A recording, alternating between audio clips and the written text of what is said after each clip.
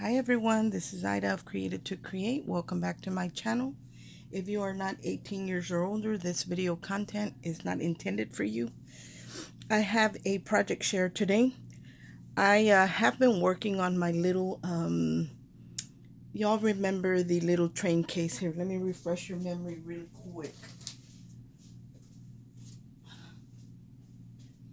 And as usual, I'm never prepared. um, y'all recall the train case that I made for, I created the SVG file for this train case. Let me close it up. Anyway, I needed to make some embellishments for this train case that I created because it is for one of my friends. And the colors, the paper that I use has a lot of coral and peach in it. I'll share with you one of the sheets. So this has some pink, but it's more of a corally color or a peach. So, it was kind of hard to create for that because I really didn't have a lot of things that I could use in that would coordinate very well with that. So I was waiting on a die to come in, and it did finally come in because I wanted to make her some of the little envelopes that I had created for the trolleys. So here are the envelopes that I created for that, and the artwork. Look how beautiful these flowers are. So they come in different colors, but they're more in the peach and the coral family. There's tulips and just different, I think these are called, are they gerberas? And there's roses and there's tulips and there's like daisies. So this was the colors that I wanted to work with for this train case because they would match really well. And finally they came in, and they are by Carnation Craft. I will link it in the description. It's called the Arrangement Maker. And so I cut out some of the flowers and used them on my little envelopes. I printed one of the papers on a like a pearlized printing paper, which are these right here. And you can see that the paper is pearlized. And one of them, I did it like in the plain cardstock. So I like both of them, but I did most of them in the pearlized paper. And then I had these little cards that were already printed out, and I kind of just folded them and tucked them in. So if she added these to her tags or anything, she could actually write a little note here. And it does fit in the envelope, and you can close the envelope if you like. I just kind of tucked it in at an angle.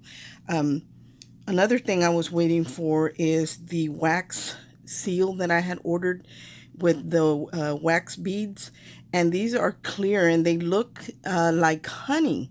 So that's why I was waiting, because I wanted to use them because it was a bee theme, and when I found this I thought this was perfect. So I'm going to share with you what those look like, and we're going to make one because as you can see right here, I'm missing one, and I did that on purpose so I could share it with you. The jar's really little, so these are a little pricey, but they're clear, they're translucent, and they're like the color of honey. And so I have a seal that I had already done, and what happened, and the beads are really small too, but I really like it. Like if I really like something, I don't mind paying the price. I will link these in the description box. It's the beads, and it comes with this seal right here. I hope that you guys can see it clearly. It's got the bee in the center. It's got the honeycomb all the way around it, or the hexagons all the way around it. So I'm going to go ahead and melt one, and I don't use the pot, that little holder for it that you put the little votive, because I did get one, and for me it doesn't work. It takes too long, and it might be just the candles that I'm using. I'm using ones that came with it, and it's just not working for me. So I use a heat gun when I do this. So I'm going to move these out of the way. These are already completed, so we're just going to complete the last one. And all I do is I layer the flowers on the envelope where they're not too much in the middle. They're more to a side, so it could be to the left or the right. Depends on your preference. But I make sure that when I glue them down, they're glued on the outside of the envelope and not on the inside of the envelope, because I want to be able to tuck a little note paper in there. And I still need to add a sentiment, but I don't know what I'm going to do yet.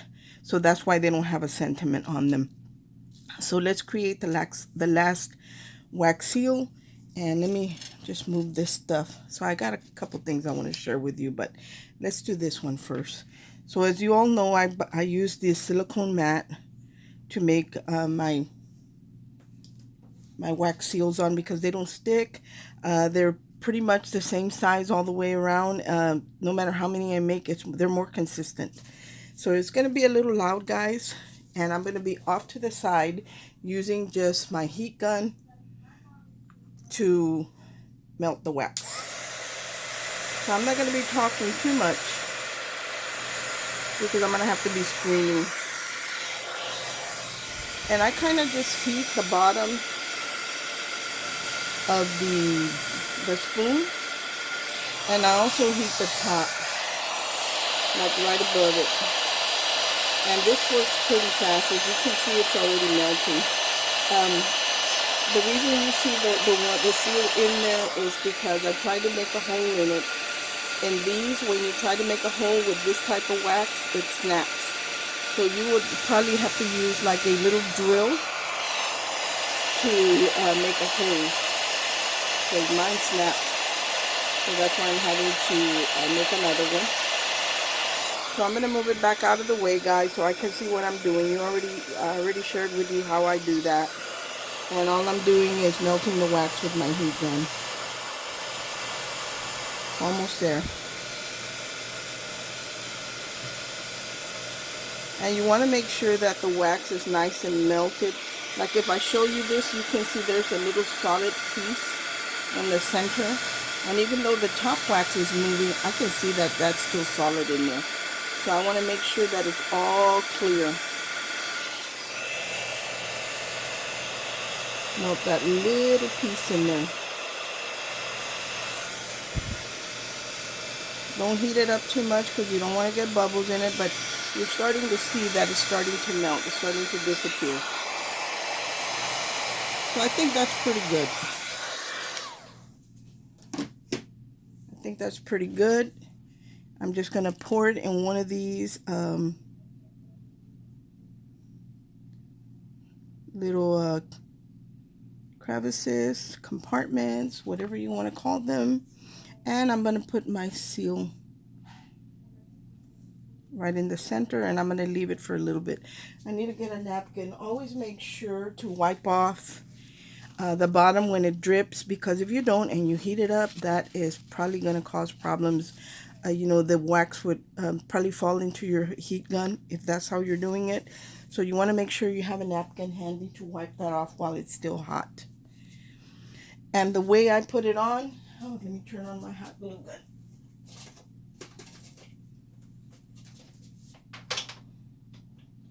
My hot glue gun doesn't take very long to get hot. So I'm not going to use this anymore. I only needed to make one, but I really love this translucent amber color wax beads. So I'm going to link those in the description box. And to the silicone mat, this can resist heat. So if I put my hot spoon on here, it's not going to damage this mat. So I really like it. Every time I make seals, I use it. Whether I'm making round ones or square ones, because I do have a square bird that I made, and I still use this, and then I just trim it off to make it square. So this should be ready. I went a little bit off to the side, but that's okay. I hope that you can see clearly the bee in the center and the honeycomb design on there. I think you can see it. Maybe there. So we're going to use that one to finish that. I'm going to move this off to the side. It's still hot, so I got to leave my spoon on there. So all I do to adhere these, after I've glued my flowers down, I just add a little bit of hot glue to the back of the wax seal, and because the glue is clear, even though this is translucent, it doesn't show up because it's clear. So let me see if my hot glue gun is hot enough already. Not quite. Let's give it a little bit more and then we'll come back to it. Because I want to share with you how it doesn't mess it up or anything. But while we're waiting on that, I'm going to go ahead and add gold to the bee. And I use a gold paint pen by Deco Color. And this is like a metallic gold. It's not really vintage, it's more metallic gold. So you can use any color paint pen. And the reason I'm doing this, look at that, guys. The reason that I am doing that is because I want you to be able to see, for the bee to stand out a little bit more. There's the wing, and you just kind of follow the areas on your bee.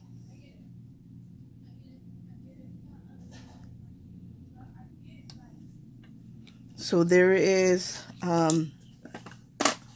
the bee, and you don't want to touch it, because if you touch it, it gets kind of dull because it's not dry yet. So the gold doesn't come off, but it gets kind of dull, and I don't want it to become dull.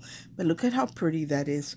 So if any color of paint pen that you use will work, and all it does is pick up the raised areas. Like I could have gone around the perimeter and I could have picked up all the honeycomb pattern, but I didn't want to do that. I just wanted to highlight the bee.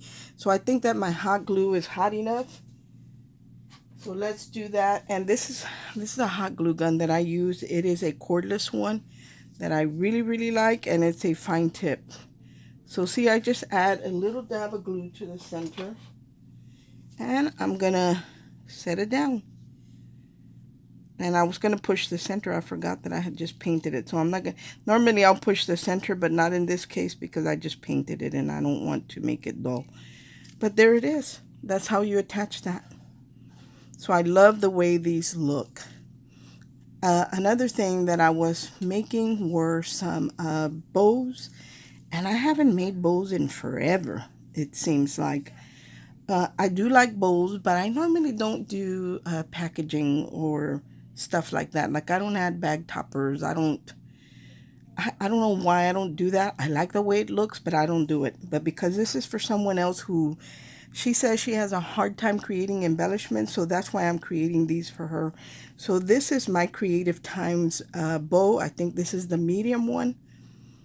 And again, I used the paper, the pearlized paper, and I used two different dies. I used the I just used the My Creative Times. I cut it twice, one in the gold foil and one in the pearlized paper, and all I did was trim off these little scallops that were on the edge. I glued them together before I even shaped them to make them into a bow. So that's what I did. So there's one, and I added just a little sticker. I'll share those with you. I think they're from Hobby Lobby. Yes. I added these little stickers on the center, and I thought they were really cute. And here's another one of the My Creative Times. And then I didn't have enough of the scraps left over to make another My Creative Times because I had cut out a different bow, pink and mane bow. I think it was the large one. And I was trying to layer it on top of the pink and mane bow, but it was too short. So I decided to just go ahead and put it together and add the little bee. But because the paper that I used is very thin, the pearlized printing paper, I did cut it out twice. One with I always have white scraps, always. So I just picked out a little piece of my white scraps and cut it out, and I layered them together. That way it would give the pearl paper more body, so it would hold the shape. And then I had another die that I bought a long time ago, and I hadn't used it. I'll share with you what that looks like. And I picked it up on AliExpress. I don't even know if they still sell it, but it looks like this. So it's this piece, and you add the brads in the center to keep it together. So I thought, well, let me cut one of these out and see what they look like. That's what that looks like. And I did have a brad that had a bee. The edges were silver, and I used my paint pen to add gold instead of silver because my accent color is gold in this project that I'm working on. So I just colored the edges with gold, the gold paint pen, but I thought it was a cute bow. So I created those bows. And then I also picked up some beads. I bought some beads, and I do have some available for purchase because I bought bulk. And they're these pearlized, or they're not pearlized, they're iridescent. So they're AB beads. They're a rose bead, and they do have the hole because they are beads. So I wanted to make, I have mine all mixed up, but I'll share with you what I have. That way, if you're interested, you can just email me. I will put my email in the description box. And I made these cute little, I'm going to put them down because they look better down. Look at these beautiful little dangles that I made, or charms. So my friend could attach them to anything that she wants to attach them to. I just added the loop, I added the gold bead, and then I hung the little teeny tiny gold bead at the bottom.